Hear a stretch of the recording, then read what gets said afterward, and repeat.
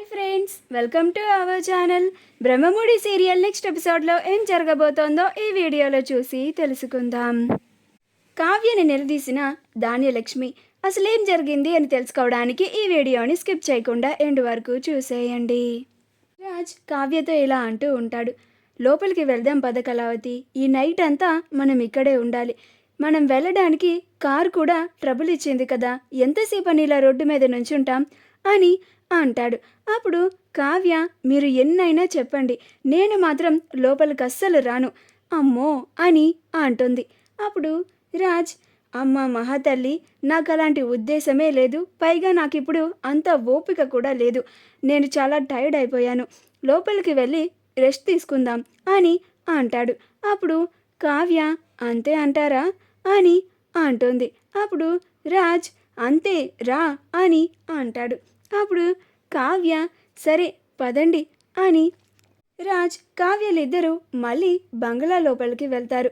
అలా ఇద్దరూ లోపలికి వెళ్ళిన తరువాత రాజ్ సరాసరి బెడ్రూమ్లోకి వెళ్ళిపోతూ ఉంటే అప్పుడు కావ్య, ఆగండి, మీరు కింద బెడ్రూమ్లో పడుకోండి, నేను పైన బెడ్రూమ్లో పడుకుంటాను అని అంటుంది. అప్పుడు రాజ్, అదేంటి కళావతి అని అంటాడు.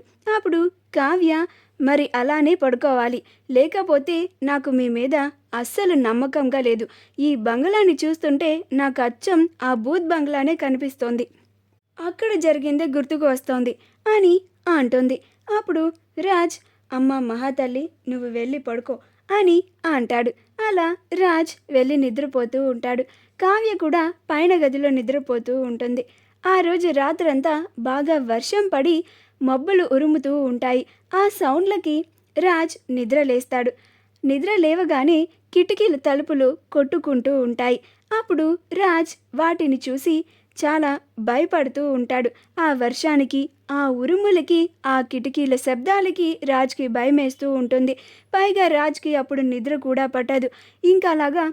ఇంకా తప్పనిసరిగా పైన కావ్య ఉన్న రూమ్లోకి వెళ్ళి కావ్య పక్కన పడుకుంటాడు.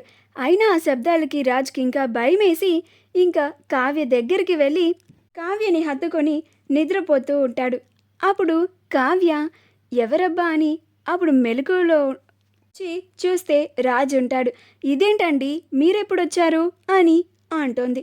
అప్పుడు రాజ్, బయట సౌండ్స్కి నాకు కింద నిద్ర పట్టడం లేదు కళావతి, పైగా నాకు చాలా భయం వేస్తోంది అని అంటాడు. అప్పుడు కావ్య, ఒక్కసారిగా పెద్ద ఉరుము శబ్దం వచ్చేసరికి కావ్య కూడా భయపడుతుంది. అలా కావ్య కూడా రాజ్ని హత్తుకుంటుంది. అలా వాళ్ళిద్దరూ ఆ రాత్రంతా చాలా సంతోషంగా ప్రేమగా గడిపిన తర్వాత మరుసటి రోజు ఉదయాన్నే ఇంటికి రావడానికి కార్ కోసం రాజ్ యాదగిరికి కాల్ చేస్తాడు. అప్పుడు ఆ యాదగిరి, కార్ రిపేర్ అయిపోయింది సార్, నేను మీకోసం మార్నింగే కార్ని అక్కడ పెట్టేశాను అని అంటాడు. అప్పుడు రాజ్, అలా అయితే ఓకే అని రాజ్ కావ్యలిద్దరూ కారులో తిరిగి ఇంటికి వస్తారు. రుద్రాని ధాన్యలక్ష్మిలు ఇద్దరూ కావ్య ఎప్పుడు వస్తుందా, ఎప్పుడు కావ్యని నిలదీద్దామా, ఎప్పుడు కావ్యని అవమానిద్దామా, ఇంట్లో అందరి వాళ్ళ ముందు చులకనగా చేద్దామా, కావ్య ఈ ఇంటి బాధ్యతలు నిర్వర్తించడానికి అర్హురాలు కాదు అని నిరూపిద్దామా అని 1000 కళ్ళతో ఎదురు చూస్తూ ఉంటారు. కావ్య రాజులు ఇంటికి వస్తారు. ఆ కారు శబ్దానికి రుద్రాని, ధాన్యలక్ష్మి, ఆ మహాతల్లి వచ్చింది అని అంటారు. అప్పుడు ధాన్యలక్ష్మి, వస్తుంది కదా రానివ్వు, దాని సంగతి తేలుస్తాను అని అంటుంది.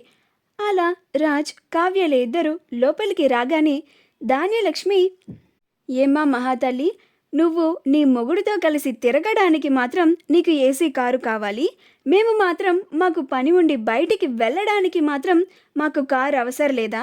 అసలు నీకేం హక్కు ఉందని ఆ కార్లన్నిటినీ పంపించేశావు అని అంటుంది.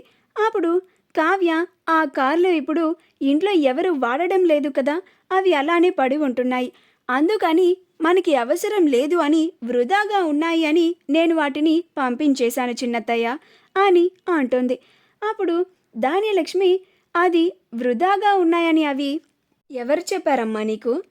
ఇంట్లో ఎవరో ఒకళ్ళు ఏదో ఒక పని మీద ఆ కారులో బయటికి వెళ్తారని నీకు తెలుసు, కానీ నువ్వు మమ్మల్ని టార్గెట్ చేసి మమ్మల్ని బాధ పెట్టాలి, కష్టపెట్టాలి అని కావాలని ఆ కార్లన్నిటినీ నువ్వు పంపించేశావు అని అంటుంది. అప్పుడు రుద్రాణి, నువ్వు చెప్పింది ముమ్మాటికి నిజం ధాన్యలక్ష్మి. ఈ కావ్య మన ఇద్దరిని టార్గెట్ చేసి ఎంతో దర్జాగా, హుందాగా, రిచ్గా బతికే మనల్ని ఇలా మిడిల్ క్లాస్ కష్టాలు పడేలాగా చేస్తోంది అని అంటుంది. అప్పుడు కావ్య, నాకేమి మీరు అన్నంత బాగా మిమ్మల్ని కష్టపెట్టాలని అలాంటి దురుద్దేశమేమీ లేదు రుద్రాణి గారు. నేను ఇదంతా ఈ ఇంటి మంచి గురించే ఆలోచించి చేశాను అని అంటుంది.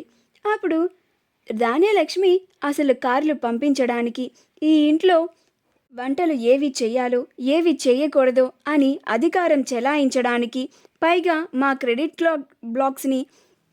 కార్డ్ని బ్లాక్ చేయించడానికి అసలు నీకు హక్కు ఎవరిచ్చారు అని అంటుంది. అప్పుడు కావ్య, అన్నిటి మీద నాకు సర్వాధికారాలు ఉన్నాయి.